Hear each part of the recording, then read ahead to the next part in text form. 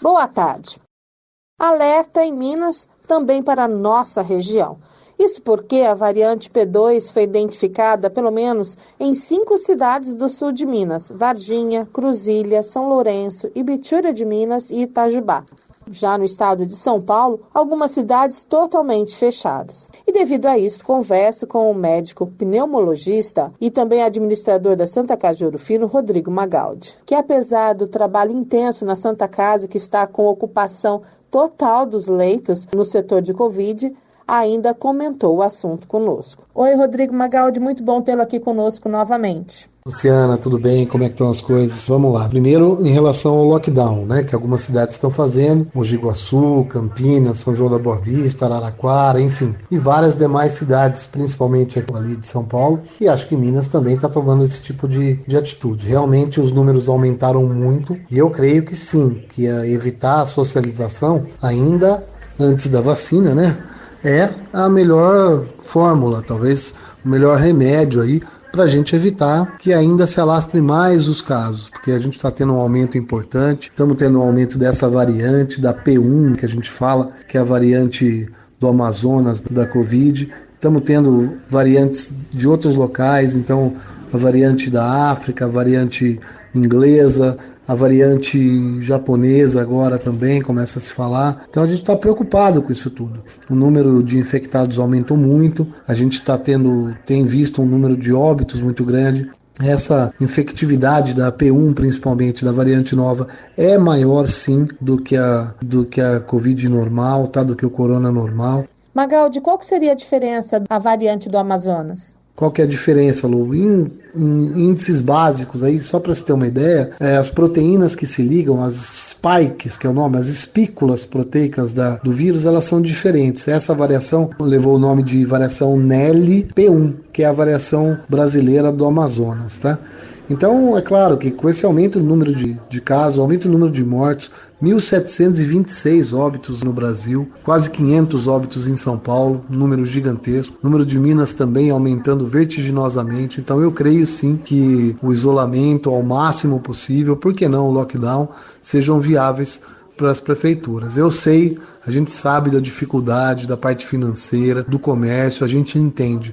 Mas a gente, sobretudo que está em linha de frente, perdendo gente todos os dias, infelizmente, entubando gente, acompanhando os familiares, acompanhando o luto das pessoas perdidas, sabe? A gente vê que realmente a gente tem que pensar assim no comércio, a gente tem que pensar assim na economia, a gente não pode deixar de lado, não pode separar totalmente, mas a gente tem que lutar por vidas nesse momento. Luciano, eu creio que o governador de São Paulo, volta a dizer, ele vai fechar pelo menos aí por uns 15 dias, vai haver um lockdown ou pelo menos uma restrição maior às pessoas nas ruas e as cidades vão ter que obedecer, claro, os municípios vão ter que obedecer essa orientação governamental, essa orientação estadual. E creio que em Minas também não vai ser diferente, tá? Doutor Rodrigo Magaldi, sobre as vacinas, qual a expectativa? Em relação à vacinação, vamos lá, são alguns detalhes aí. Primeiro que eu creio que em breve, lá para julho aí, nós vamos ter pelo menos 60% da população vacinada, da população brasileira. E como foi com tudo, Lu? Foi com a máscara, foi com o álcool gel, foi até com os respiradores no começo. É claro que a lei da oferta e procura, ela sempre existe. Então a gente tem ainda uma oferta pequena de vacinas. Os governos estão se mobilizando aí para fazer a compra de vacinas diversas. Agora da Johnson, Janssen, a vacina da Pfizer, a vacina Oxford, a vacina Coronavac, a Coronavix, a vacina indiana, enfim. A gente vai, e a vacina russa, a Sputnik, que tem capacidade, probabilidade de produção no Brasil pelo Laboratório União em breve. Enfim, a Fiocruz fazendo produção, o Butantan e outros laboratórios que eu sei que vão iniciar a produção de vacinas brasileiras e de vacinas também que vêm com o IFA estrangeiro, mas que vão ter utilização aqui no Brasil. Vai aumentar essa oferta e é óbvio que a gente vai conseguir vacinar grande parte da população. O Brasil ele tem know-how para isso, eu sempre falei isso.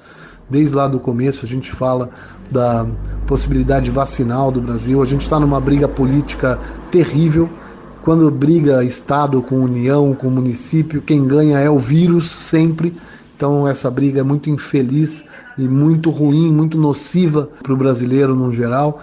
Mas eu tenho certeza que em breve a gente vai conseguir vacinar grande parte da população. E Magaldi, ainda sobre os registros de fura-fila no Brasil, na região e também em Orfino, se já houve a primeira dose, seria melhor tomar a segunda do que ser proibida, porque, segundo liminar, eles serão impedidos de tomar a segunda dose da vacina. Em relação aos fura-filas, isso é natural, sempre aconteceu e não é do Brasil, não. Eu escuto muito falar isso, no Brasil. Não é no Brasil, isso aconteceu na Alemanha, nos Estados Unidos, aconteceu nos países realmente em desenvolvimento ou mais subdesenvolvidos, mas também aconteceu nos países desenvolvidos. Então, o fura-fila vai existir sempre. O que eu creio, o que eu acredito, é que se a pessoa tomou a primeira dose da vacina, ela tem que tomar sim a segunda dose da vacina. A imunização das pessoas, a gente tem que entender, eu não sei qual foi a sentença judicial, mas a imunização das pessoas, ela protege não só a pessoa imunizada, mas o envolto dela, as demais pessoas também. Então, já que tomou a primeira dose, tudo bem, furou fila, errou, não tem justificativa para isso, mas tem sim que tomar a segunda dose. Eu acho que, volto a dizer, que agora para final de mês de março, aí, começo de abril, bastantes mais vacinas chegarão e a gente vai ter condição de vacinar grande parte da população. Rodrigo Magaldi, muito obrigada pelas suas rápidas, porém, como sempre, muito pertinentes explicações. Um beijo a todos aí, o que precisar a gente está à disposição. Quero só deixar claro que a gente sempre fala, né, que a noite é mais escura pouco antes do sol nascer. E a vacina é um alento, é um suspiro, é algo importantíssimo, é algo que a gente vai conseguir, eu tenho certeza, driblar aí o vírus. Porém, a gente não vai conseguir vacinação tão breve, então a gente tem que continuar tomando os cuidados necessários, os cuidados de isolamento, a utilização de máscara, a higienização, enfim, toda essa orientação que a gente tem feito.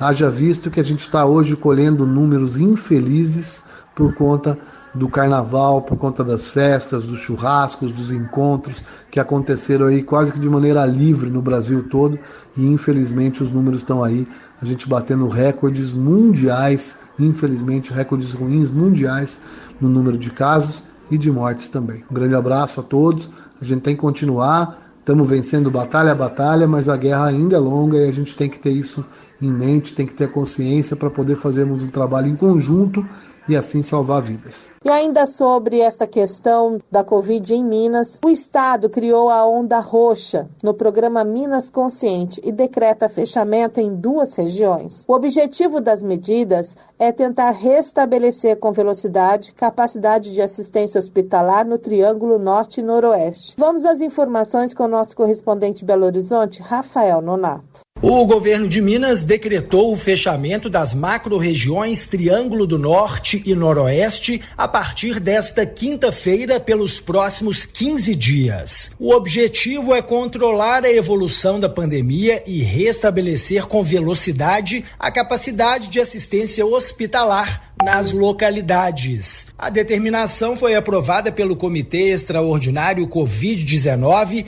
grupo que se reúne semanalmente para avaliar os indicadores da doença no estado. As 60 cidades que compõem essas 2 macro-regiões, como Unai, Paracatu, Patos de Minas e Uberlândia, passarão a ser inseridas na Onda Roxa do Minas Consciente, fase bem mais rígida do plano que acaba de ser lançada. O governador Romeu Zema comentou a medida e explicou por que ela é necessária. A prefeitura da região que estiver na Onda Roxa terá aí duras restrições de funcionamento das atividades econômicas e também restrições no que diz respeito a horários de funcionamento.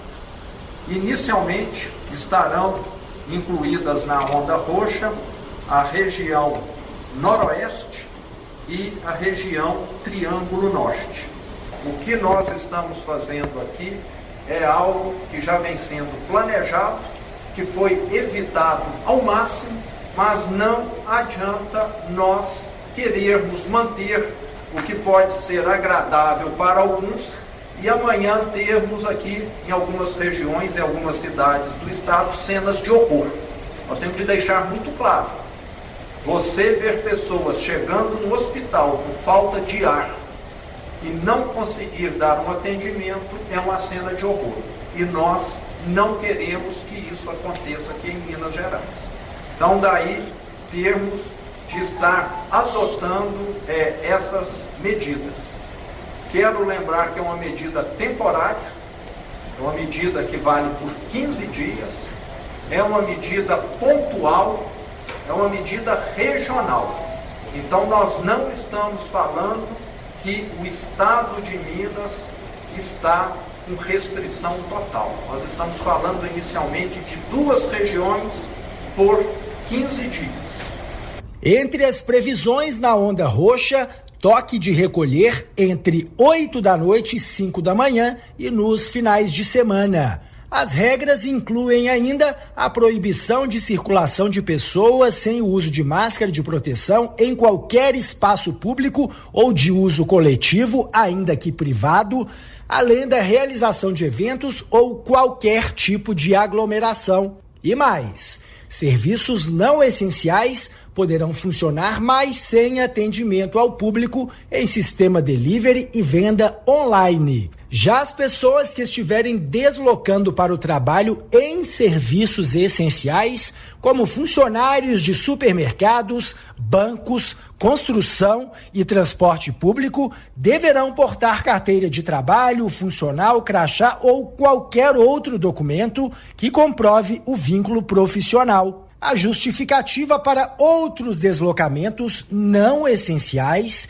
se dará através de documento de identidade oficial com foto e autodeclaração para deslocamento que não precisa ser impressa e pode ainda ser mostrada pelo celular ou outro equipamento eletrônico. A fiscalização será feita com o apoio da Polícia Militar e Corpo de Bombeiros, em conjunto com os municípios envolvidos. As prefeituras, por meio de órgãos de segurança ou fiscalização, também poderão atuar em paralelo. O secretário de Saúde, médico Carlos Eduardo Amaral, detalhou como está a situação da pandemia no estado, em especial no Noroeste e Triângulo. E em algumas regiões de Minas nós notamos uma deterioração acentuada, no aumento mais significativo de casos. E assim há necessidade de restabelecer a capacidade da rede hospitalar.